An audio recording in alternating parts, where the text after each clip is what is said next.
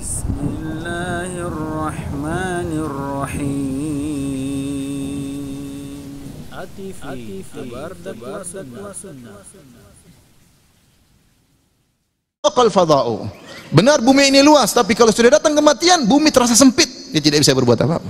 Benar hartanya banyak, tapi kalau datang kematian, semua tidak ada nilainya. Da'il ayama taqdiru kullahinin. Biarkan hari-hari melakukan apa yang dia inginkan. Fama yughni anil mauti dawa'u. Kalau sudah datang kematian, tidak ada obatnya sama sekali. Ikhwan dan akhwat yang rahmatillah subhanahu wa ta'ala, inilah sebagian ayat-ayat, sebagian hadis-hadis ya, yang menjelaskan tentang kematian. Maka hendaknya kita waspada ya. Jangan sampai kita lalai. Ya, Rasulullah SAW sudah menyebutkan obat dari kelalaian, obat terbaik yaitu mengingat kematian. Kata Nabi SAW, "Aktsiru min dzikri hadhimil ladzat." Perbanyaklah untuk mengingat penghancur kelezatan, yaitu al-maut, kematian. Fa innahu lam yadhkurhu ahadun fi dhaiqin minal 'aishi illa wassa'ahu alaih. Tidak seorang pun dalam kesulitan kehidupan kalau ingat kematian jadi lapang. Wala dzakarahu fi sa'atin illa dayyaqaha alaih, dan tidaklah dalam kondisi lagi lapang kemudian dia ingat kematian kecuali menjadi sempit. Benar, orang kalau hidup susah tapi dia ingat kematian, dia tahu hidup ini cuma sementara sehingga dia mudah menjalaninya, jadi lapang. Rasulullah SAW ketika sedang melihat para sahabat dalam perang Khandaq menggali parit dalam kondisi musim dingin, harus menggali parit berapa kilo dengan luar biasa beratnya, sementara musuh sedang datang untuk menyerang kota Madinah. Dalam kondisi kelaparan Rasulullah SAW berkata, labbaik Allahumma la aisha illa aishul akhirah. Ya Allah, tidak ada kehidupan yang sungguhnya kecuali kehidupan apa? Akhirat. Udah, kalau kita lihat kehidupan susah lagi, udah kehidupan cuma sebentar. Kita berusaha ridha dengan pemberian Allah Subhanahu wa taala.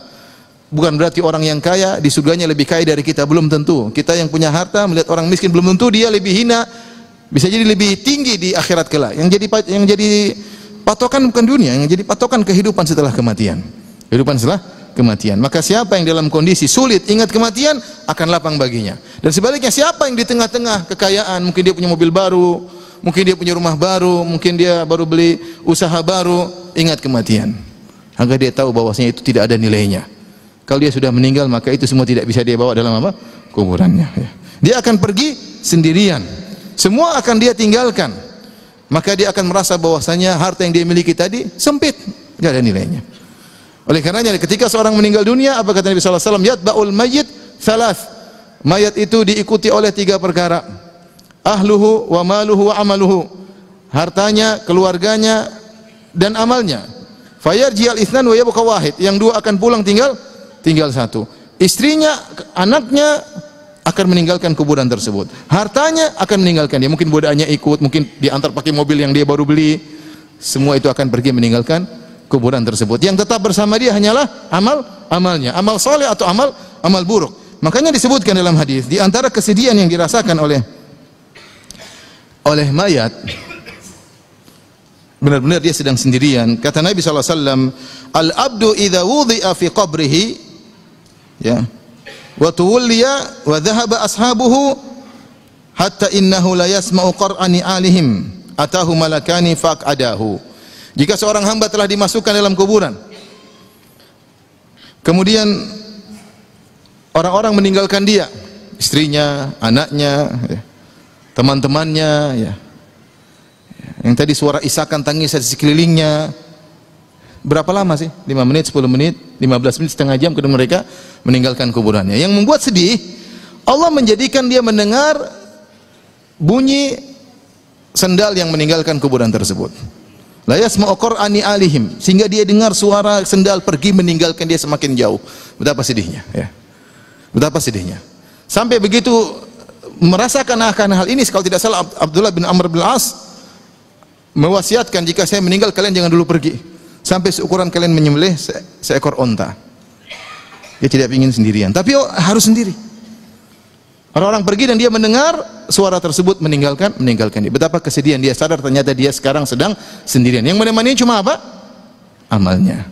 Oleh karenanya ikhwan, seringlah ingat kematian. Sampai seorang salah mengatakan, aku tidak mau meninggalkan mengingat kematian. Aku takut hatiku rusak.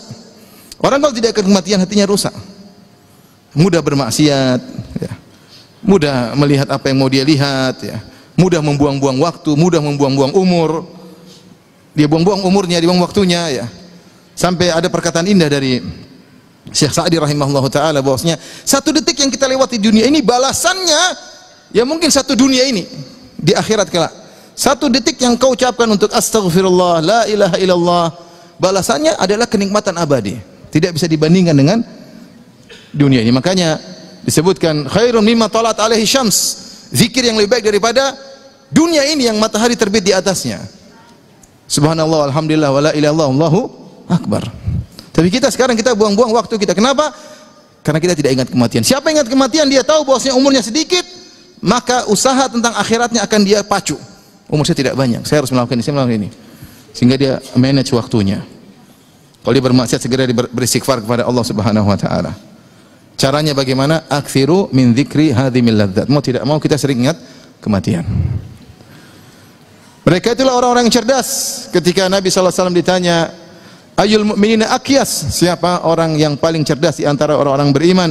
Maka Nabi sallallahu alaihi wasallam menjelaskan bahwasanya mereka adalah yang paling aktsaruhum lil mauti dzikran wa ahsanuhum lima ba'dal mauti istidadan, yaitu orang yang paling banyak ingat kematian dan yang paling bersiap untuk menghadapi setelah kematian. Ulaikal aqyas, ulaikal aqyas. Mereka adalah orang-orang yang cerdas. Terakhir, karena sudah waktu azan, kita bicara tentang kematian. Yang lebih dahsyat adalah setelah kematian tersebut. Yang lebih dahsyat adalah setelah kematian tersebut. Kematian adalah pengingat agar kita bersiap untuk yang setelahnya. Benar kematian perih, benar kematian menyedihkan.